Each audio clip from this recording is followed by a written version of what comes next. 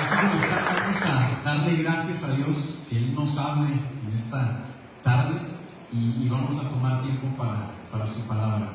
Señor Jesús, te damos gracias, Padre. Gracias por la oportunidad que nos das de estar en tu presencia, de poder adorarte, Señor, de poder bendecir tu nombre, Señor, de cantar, Señor, con fe lo que creemos, Señor, con todo el corazón, con todo el alma, con todas nuestras fuerzas, Señor, que eres un Dios de poder, que eres un Dios de restauración, que eres un Dios de milagros, Señor, pero sobre todo eres el Dios que está sobre todas las cosas, Señor, el único digno de alabanza, el único digno de gloria, Señor. Y hoy te reconocemos en este lugar, Padre, que tu presencia se siga moviendo aquí, Señor. Toca cada vida, cada corazón, Señor, habla cada mente. Yo me quito del medio, Señor, para que sea tu Espíritu Santo el que habla a cada uno de los que estamos aquí, Señor, y que el día de hoy podamos salir con una palabra, Señor, llenos de ti, Padre, para conquistar y para alcanzar todo aquello que nos has dado por herencia, para conquistar, para tomar, Señor, y para extender tu reino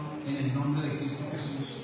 Amén, amén y amén. Y qué gusto estar aquí con ustedes. La verdad, he estado estos días emocionado, nervioso, como general. Siempre estoy nervioso, ¿no?, cuando voy a predicar, pero ahora no sé, es algo especial, así que me he sentido medio raro, como la primera vez que me tocó predicar. Y estos días, la verdad, han sido estos últimos 2 meses.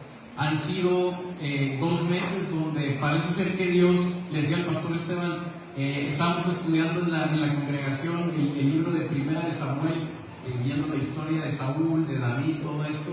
Y le digo, cada vez que estaba preparando uno de esos mensajes, era como si Dios me pasara una película, un poquito de mi vida, de los procesos que he vivido en 15 años, sacando la cuenta de cosas que he vivido en 15 años. Y la verdad, ver todo lo que Dios ha hecho y llegar a un momento, tú lo único que puedes decir es: Dios es el que tiene el control de todas las cosas en nuestra vida. Y cuando nosotros aprendemos, y es algo que hemos estado compartiendo para los que nos siguen en transmisión en vivo, hemos hablado mucho de esto. David entendió que a pesar de sus errores, que a pesar de que la vida no era perfecta como parecía que tenía que ser, él entendió que Dios es un Dios que es soberano y que está por encima de todo. Y cuando tú y yo entendemos eso, cuando tú y yo entendemos que Dios es el único digno de gloria, tú te puedes elevar por encima de las circunstancias y refugiarte en el único Dios que te puede dar fortaleza. Y este congreso tiene algo de especial también para mí, porque no solamente lleva un título que el Señor le puso en el corazón al pastor Esteban, y cuando me lo compartió en su momento, restitución, era algo que Dios estaba hablando en estos meses, en mi vida también. Eso que les digo, 2 meses que tenía el Señor hablando y hablando y hablando. Y algo que coincidimos es que este año Dios quiere restituir cosas. Dios quiere restituir áreas de tu vida. Dios quiere restituirte a ti en cosas, en posiciones donde Dios te había puesto y que probablemente tú te habías olvidado, las habías dado por perdidas, porque el enemigo te lo había robado, porque el enemigo te lo había quitado. Y en estos meses, cuando el pastor Esteban me compartía, ¿sabes qué? Ya tengo el título el lema del congreso, va a ser restitución. Y yo tenía a mediados de septiembre, sucedía, es algo de lo que voy a compartir el día de hoy. De hecho, aparté ese capítulo de esta serie que estábamos llevando de Primera de Samuel para compartirlo en este congreso, pero era algo que Dios venía hablando.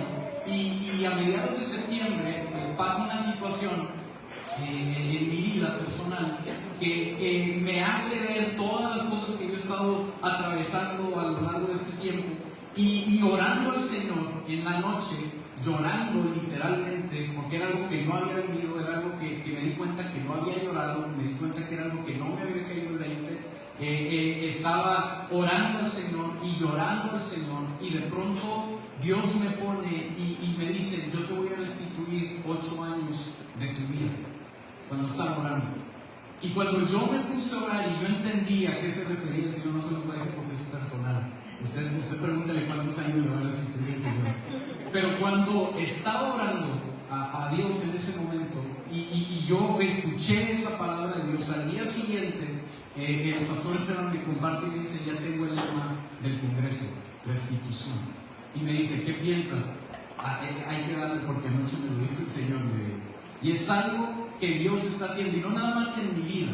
Yo creo que Dios, como mensajeros, como líderes, como pastores, nos da mensajes específicos, y es algo que también voy a tocar con ustedes el día de hoy. Hay cosas, el profeta no es aquel que anda prediciendo el futuro. El profeta es aquel que habla la palabra de Dios. Y cuando tú hablas la palabra de Dios, lo primero que el Señor va a hacer en tu vida es hacer que tú vivas la palabra. Cada vez que Dios te hable, cada vez que Dios quiera revelar algo a tu vida, ten en cuenta que para ser efectivo en el mensaje de Dios, Dios te va a llevar a vivir la palabra que Él te está mandando a compartir. Y tú puedes ver la historia de todos los profetas, puedes ver la historia de Jeremías, y cada vez que a cada profeta le daba un mensaje en específico, lo metía a vivir las circunstancias de lo que tenía que hablar para ser efectivo y para que se entendiera el mensaje. Y tú y yo tenemos que entender que hay cosas que Dios ha enseñado a través de procesos en nuestra vida que Él quiere restituir para que entendamos cuál es el valor de lo que Él quiere hacer. Dios no nada más quiere bendecir nuestra vida. Dios no nada más quiere que tú tengas una cara bonita, una familia bonita, que te sientas feliz, que todo sea perfecto en tu vida. Dios quiere restituirte para que tú también puedas restituir a otros. ¿Por qué? Porque el mensaje de la palabra, el mensaje del Evangelio es un Dios que viene y le quita al enemigo lo que nos robó, lo toma consigo y viene y dice: ahora te lo doy a ti, porque Él te robó lo que yo te había dado. Bendición, te había dado vida, te había dado bendición, y Él viene y se lo quita al enemigo y nos lo entrega a nosotros. ¿Para qué? Para que nosotros también podamos restituir a otros por medio de ese mensaje que hemos recibido. Y yo quiero que vayan, para entrar en materia, a 1 Samuel, el capítulo 30.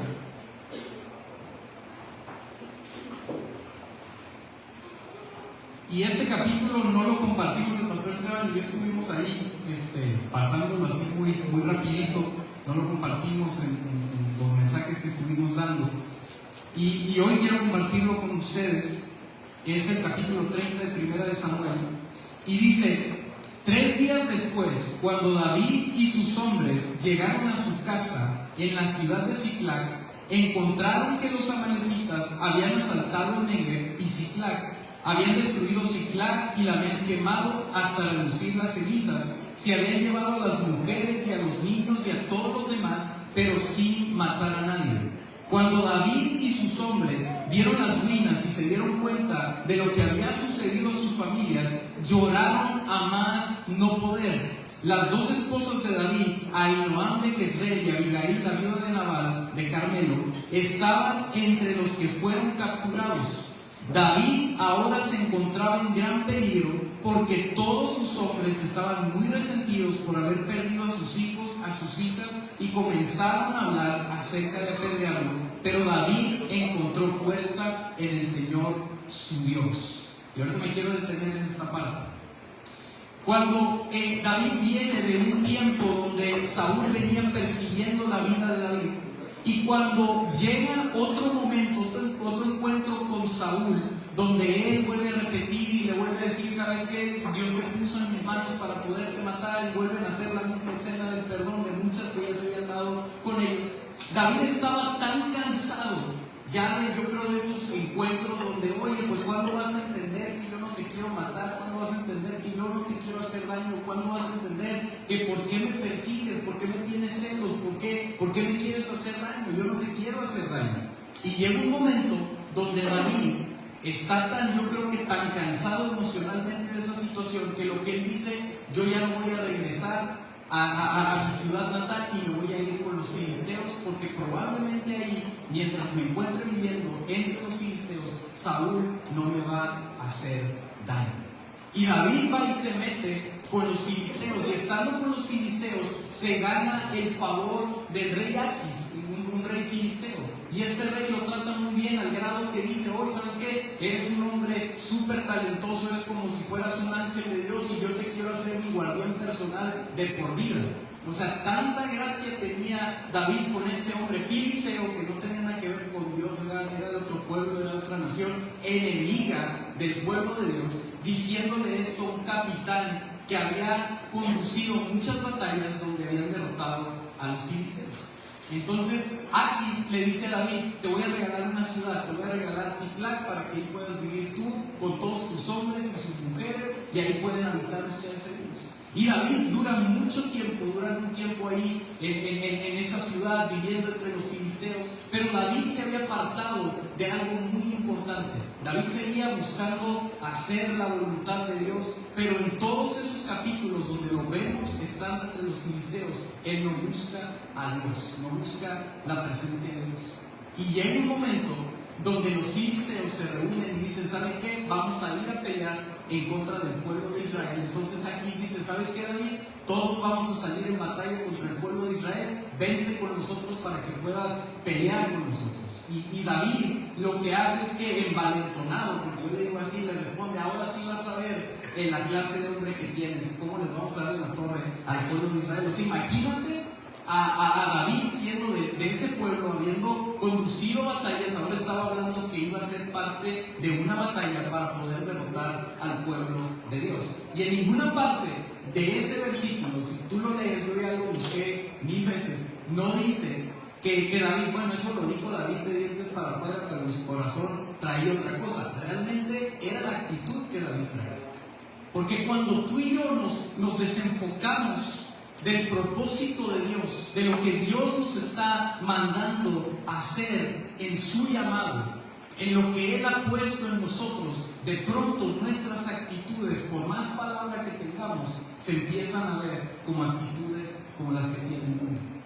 Y eso es muy peligroso, porque en primer lugar nos hace perder de vista el objetivo y la voluntad de Dios para nuestra vida. Y David estaba con sus hombres preparándose para una batalla, para ir contra el pueblo de Dios, para pelear contra el pueblo de Dios. Pero de pronto Dios, en su misericordia, Dios en su sabiduría, yo creo que les tocó el corazón a los príncipes filisteos, y dicen que hicieron una junta los príncipes filisteos. Y cuando hacen esa junta los príncipes filisteos, lo que dicen: ¿sabes qué? Rey, aquí no queremos que David vaya, porque si él va a la batalla, lo más seguro es que a la mitad de la batalla se te va a voltear, se nos va a voltear y le va a dar la victoria al rey Saúl, porque como han estado distanciados, a lo mejor él va a aprovechar este momento para decir: mira la victoria que te acabo de entregar, para que me recibas y para que me perdones. Eso fue lo que pensaron los príncipes filisteos. Entonces Aquis no dijo: no, sabes que David es un excelente hombre, sabes que ha estado aquí, nunca nos ha jugado chueco, nunca nos ha hecho nada negativo. Y de pronto ellos insistieron: no lo queremos en la batalla en la que vamos a ir, regrésalo a su casa. Entonces, cuando lo mandan a su casa, es cuando regresa y encuentra la escena que la ciudad donde vivían sus familias y las familias de los hombres que él tenía con él había sido saqueada, había sido robada y había sido quemada. Porque te voy a decir algo: los amalecitas representan al enemigo. ¿El enemigo a qué vino? A robar, matar y destruir. Y una de las cosas principales es robar. El enemigo siempre va a querer robar. Y en ese pasaje, los amalecitas, un pueblo que Saúl debió haber destruido en su momento y no lo hizo, en desobediencia a Dios, era un pueblo que hacía incursiones en los territorios que estaban alrededor y saqueaban, robaban. Entonces ellos no exentaron esto. Y tú puedes decir: oye, pero era una ciudad que tenía David era un hombre de Dios, ¿cómo Dios permitió que lo saquearan? Pero de pronto, cuando tú y yo estamos distraídos, el enemigo va a aprovechar para robarnos. ¿Tú sabes cuándo aprovechan los ladrones para robar? Cuando estás distraído, cuando no estás en la casa, cuando no estás viendo tu carro, cuando no estás vigilando aquello que tienes. Es cuando aprovecha para robar el enemigo. David estaba distraído viendo una batalla que no era su batalla, para pelear con un pueblo que no era su pueblo, no era su propósito en ese lugar. Que Dios usa todas las cosas y las empieza a acomodar, pero en ese momento no era el propósito que Él estuviera ahí. ¿Dónde estás el día de hoy? ¿O dónde tú te has visto que te descuidaste en algún momento y el enemigo aprovechó para robar. Yo me encontré hace 2 meses en mi cuarto, que siempre les cuento esas historias, orando, y me di cuenta que hubo momentos en mi vida donde yo permití, por estar distraído en otras cosas, que a veces te digo, pensamos que estamos haciendo la voluntad de Dios porque conocemos la palabra, porque sabemos cómo funcionan las cosas de Dios. Pero la realidad es que te voy a decir algo: el lugar más seguro que tú puedes tener no es nada más que te sepas la palabra y que la sepas de memoria, no es nada más que todos los días digas yo estoy orando, es que realmente tu corazón, tu mente y tus fuerzas y todo lo que tienes esté conectado y consagrado al Señor todos los días, buscando su voluntad, que es buena, agradable y es perfecta. Es el único lugar. Y es muy interesante porque cuando regresa David y ven todo lo que está ahí, la escena que hay, yo me imagino, porque ahí no lo dice el pasaje, pero yo me imagino que los hombres estaban descontentos con David porque sabían que estaban yendo a una guerra donde no tenían que ir.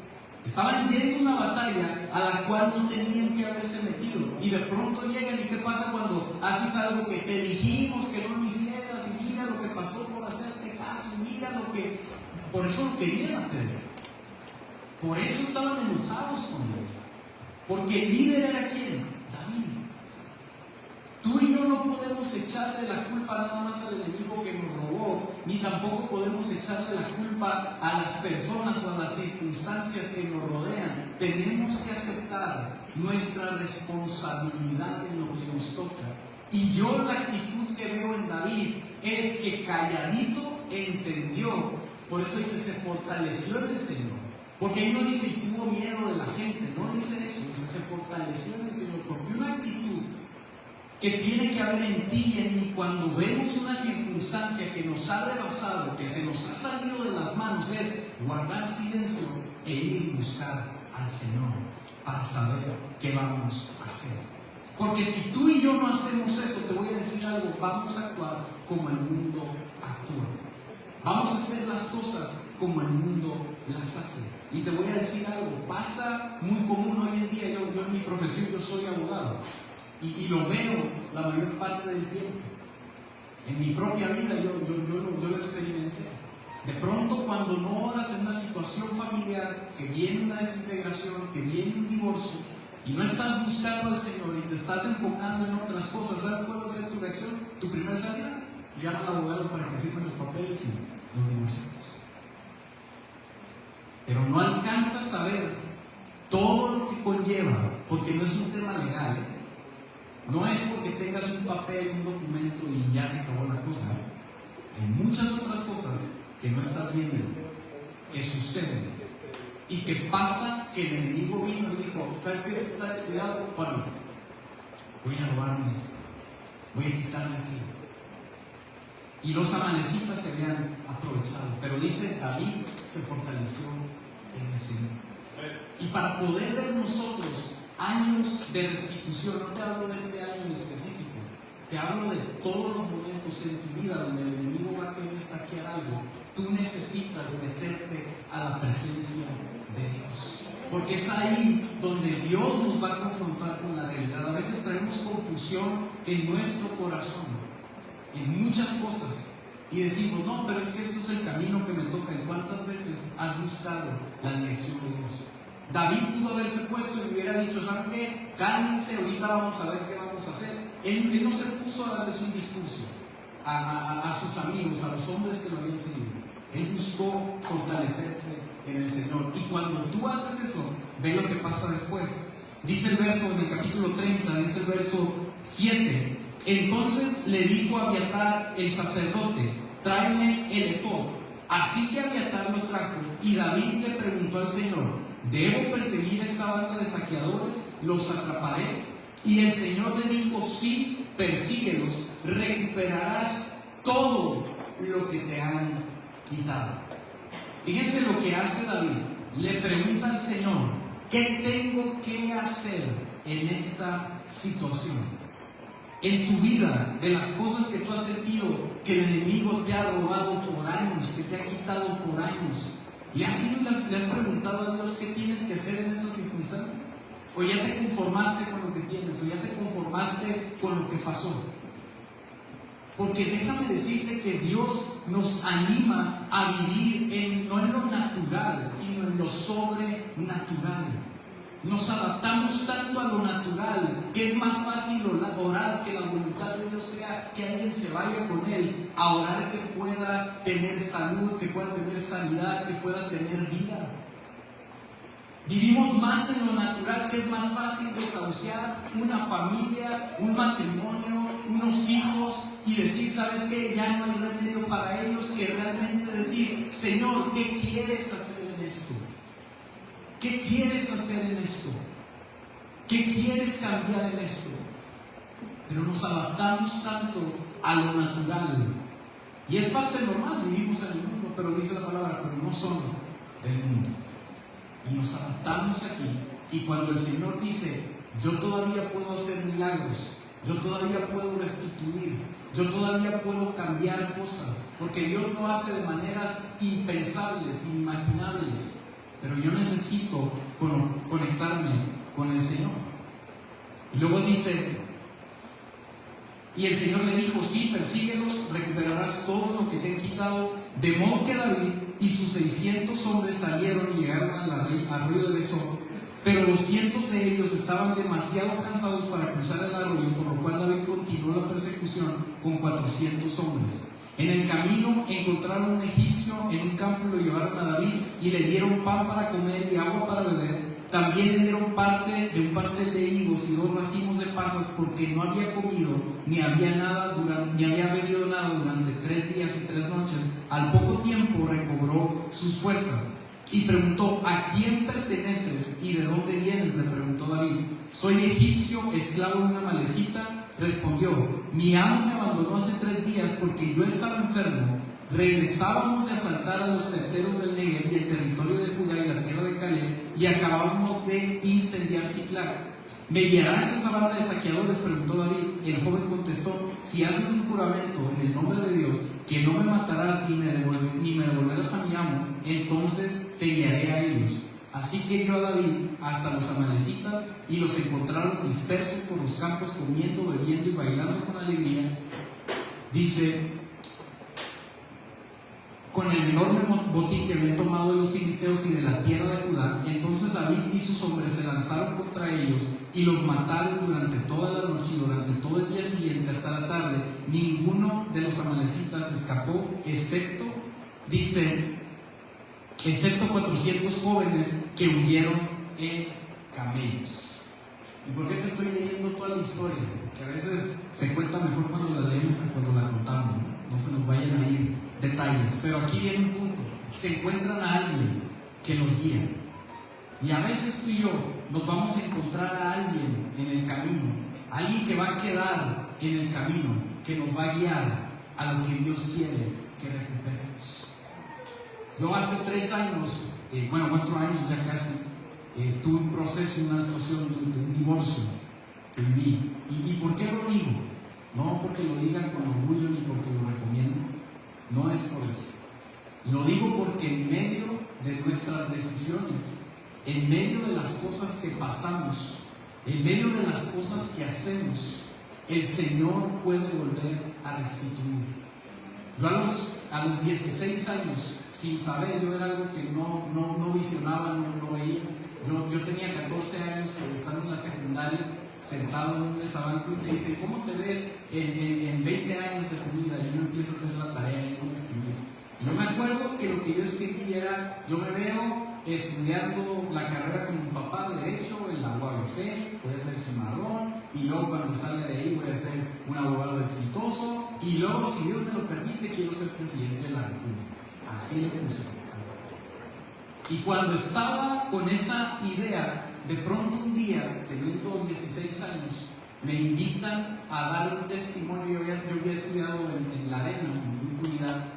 Yo les digo en broma que ya nomás me faltó nacer ahí, literalmente, porque desde que estoy chico tengo memoria, tengo recuerdos ahí, no nada más como iglesia, sino un lugar que era mi hogar entre semana, porque era mi escuela, y en la tarde era mi iglesia, y hacíamos todas las actividades que que hacíamos. Literalmente yo vivía ahí, ¿no? Así que mucha gente que conozco, mucha gente que me conoce, gente que me conoce y que no conozco, pero que me conocen porque me veían ahí crecer, es por todo ese tiempo. Y yo nunca estando ahí, la verdad, me imaginé que una de las cosas que Dios iba a usar en mi vida era el predicar. Y un día se cierra el colegio, me voy a otra escuela y luego nos invitan a dos compañeros, excompañeros que estábamos ahí, a dar un testimonio de cómo nos estaba yendo después de haber salido de la escuela. Y yo me acuerdo que me paro, era un testimonio, pero me puse a predicar. Y está el pastor Fermín, que estuvo ayer con nosotros, y me miró, y ahí quedó la cosa. A los 2 meses, me acuerdo que estando en una velada de oración, él me dice: oye, ¿sabes qué? Voy a salir de viaje en diciembre del 2007. Y me dice: voy a salir de viaje, y ¿sabes qué? No sé si puedas predicar el viernes. Y yo estaba ahí en la velada orando y todo, y pues sí, bueno, le dije que sí, yo no sabía ni en qué me estaba metiendo. Y me acuerdo llegar ese viernes, de hecho muchos de los líderes no estaban, habían salido de vacaciones, gracias a Dios, porque no sé qué hubiera pasado, yo hubiera puesto más nervioso.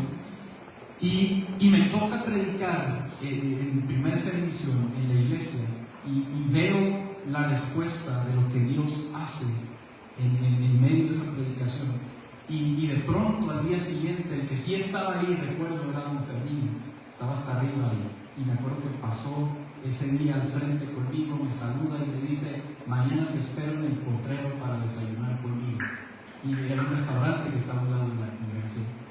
Y voy y desayuno con él, y la verdad tuve las 4 horas de lección más grandes y más impresionantes que yo no puedo imaginar. Con él estaba mi papá, estaba otro amigo ahí sentado, y una de las primeras lecciones que me dio: todos los hombres de Dios toman café. Así que esa se la aprendí muy bien. Y recuerdo que me dice: tráigame más café. Me acuerdo que me decía, estando ahí sentado. Y platicando con él, me dio mucha instrucción, y sin saber, habló muchas cosas a mi vida, de cosas que venían más adelante. Me habló también de mi relación con su hijo, cómo debía yo pegarme a él, y él también dice: quédate con él, siempre está cerca de él. Y la verdad, el pastor Fermincito, que estuvo ayer aquí, ha sido un papá y un hermano a la vez para mí mayor, porque ha sido alguien que ha mentoreado mi vida. Pero a partir de ese momento empiezo a predicar, y yo sin buscar eso, sin buscar ser pastor tampoco, porque era algo que me decían, el pastorcito, y era algo que le corría. Literalmente yo le corría. Hasta todavía hace un año yo le corría que me hicieran pastor, porque no me veía en eso, se me hacía algo tan fuerte, se me hacía algo tan impresionante. Entonces, en la iglesia, hace unos 4 años, más o menos, me acuerdo que estando en la oficina, con el grupo Unidad, recuerdo que me llamaron para volverme abogado del grupo Unidad. Entonces mi trabajo en la iglesia era entre abogado y el pastorcito, ¿no?, que andaba ahí haciendo las cosas, ¿no? Pero yo, esta parte, esto de predicar y de tomarlo como algo, como un llamado de Dios en mi vida, yo no lo había abrazado. Era algo que yo no había abrazado en mi vida. Era algo que yo no había aceptado como una realidad, como parte de algo que Dios dijo: este don, esto te lo he dado a ti, y este llamado es el que tú tienes. Lo hacía porque me gustaba, lo disfruto mucho, pero no me lo había creído. Y de pronto viene una situación a mi vida que me hace salirme de esos 3 años, hace 3 años, sin predicar, sin hablar, sin nada. Y de pronto llega un hombre, el pastor Esteban, Dios nos conecta, y empieza a hablar a mi vida, y empieza a decirme: ¿sabes qué? Vente a servir conmigo a la iglesia. Y de pronto empiezo a retomar todo aquello que había estado desconectado en mi vida, en mi llamado. Y a veces Dios pone gente así, que te va a guiar a lo que Dios quiere restituirte, a donde Dios quiere llevarte. Quiero ir concluyendo con esto. Así que David recuperó todo lo que los amalecitas habían tomado, Y luego dice, y rescató a sus 2 esposas. No faltaba nada, fuera grande o pequeño, hija o hijo, ninguna otra cosa que se habían llevado. David regresó con todo. También recuperó los rebaños y las manadas, y los hombres los arrearon delante de los demás animales. Este botín pertenece a David. O sea, David, ¿qué recuperó? Todo. Porque cuando tú buscas a Dios, esos 3 años para mí fueron de búsqueda de Dios. Y ahorita que cantaban por el poder de tu amor y me levantaré, esa fue como una canción que estuvo sonando 3 años para mí, como algo que yo sentía que Dios me estaba renovando otra vez, y no sabía para dónde Dios me iba a apuntar. De hecho, yo eso ya lo daba por extinto. Yo decía, sí voy a apoyar, estar ahí viendo otras bambalinas, apoyando a otra gente, mis sobrinos, alguien que Dios está levantando mucho también, de 12 años ahorita. Y dije, pues ahí está, ahí lleva el reto.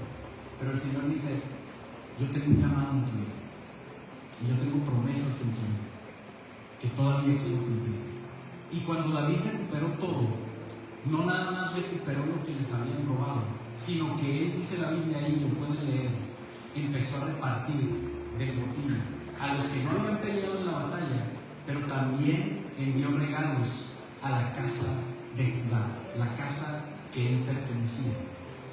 Y Dios anhela que cuando el Señor te restituya cosas en tu vida, tú no digas, ay, ya recuperé lo que había perdido, mira lo que recuperé. El Señor nos hace recuperar las cosas para nosotros poder darle a otros también. Así que somos restituidos para restituir a otros. Así que vamos a orar para ir concluyendo este tiempo. Pero yo no sé qué áreas en tu vida tú estés observando, ya las des por perdidas. Tú ya las ves como que eso ya el enemigo, el tiempo, mis decisiones se lo llevaron. Pero aquí hay algo muy interesante que yo comparo con lo que compartía el pastor Joel Ordaz el día viernes sobre la parábola del hijo pródigo. Para ser restituidos hay una acción interesante que David realiza, y es volver a Dios. David había estado fuera de la presencia de Dios mientras estuvo con los filisteos, pero volvió a Dios, se fortaleció y pudo recuperar lo que había perdido. El hijo pródigo entró, volvió en sí, y dice que volvió ¿qué? A la casa del padre, y recuperó todo lo que tenía, y aún más le añadió. Pero Dios no nada más quiere quedarse ahí contigo y conmigo. Dios quiere restituirte para que tú puedas restituir a otros. Así que vamos a orar que Dios pueda restituirnos. Pero si ya te restituyó algo, entonces tú ven y restituye a otros, Señor. Padre, te damos gracias, Señor, en esta tarde. Gracias por el privilegio y por la oportunidad que nos da, Señor Jesucristo, de poder estar en tu presencia y de poder escuchar tu palabra, Señor. Anhelamos, Padre, con todo nuestro corazón, que tú puedas abrir nuestros ojos para ver aquello que el enemigo se ha robado, para ver aquello que el enemigo se había aprovechado en su momento, cuando estábamos descuidados en algo, Padre. Pero queremos abrir nuestros ojos para ver aquello que tú nos estás diciendo, lo vas a recuperar, y lo vas a recuperar todo. Padre, danos la fe y la fortaleza para podernos levantar como David se levantó, para poder perseguir a los amalecitas, Señor, y alcanzarlos. Y cuando los alcanzó, recuperó todo lo que ellos habían robado, Señor.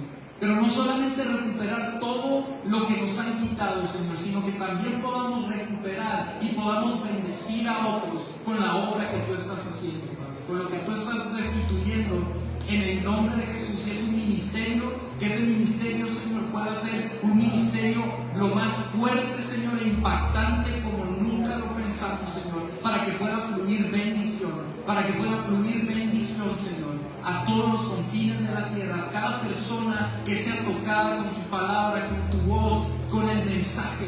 Padre, en el nombre de Jesús, Señor, nosotros declaramos que este es un año de restitución, Y este es un año, Señor, donde vemos tu gloria manifestada en nuestras vidas, Señor, pero también en las vidas de otros, Señor. Gracias por cada persona que está aquí el día de hoy, Señor, por lo que representan como familias, como padres, como líderes, como pastores, Señor.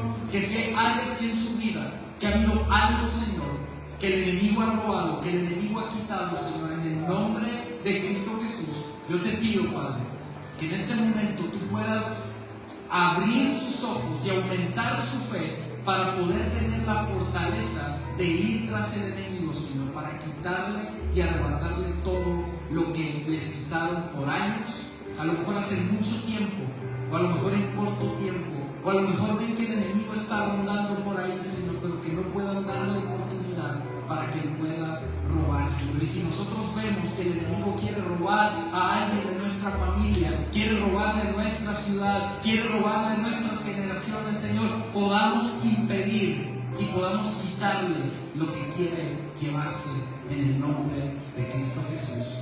Amén, amén y amén. El Señor nos bendiga. Dale fuerte la cosa a Dios porque Dios es bueno, ¿no? Y su misericordia es para siempre. La chulada, hermano. Yo le bendiga mucho, doy gracias a Dios porque Dios es bueno. Gracias por su palabra, gracias por nuestro hermano Pastor Javier Alvaro. Lo admiro mucho, lo quiero mucho, ¿verdad? Y siempre le digo, ay, así como decía el pastor, no, pues tú dale.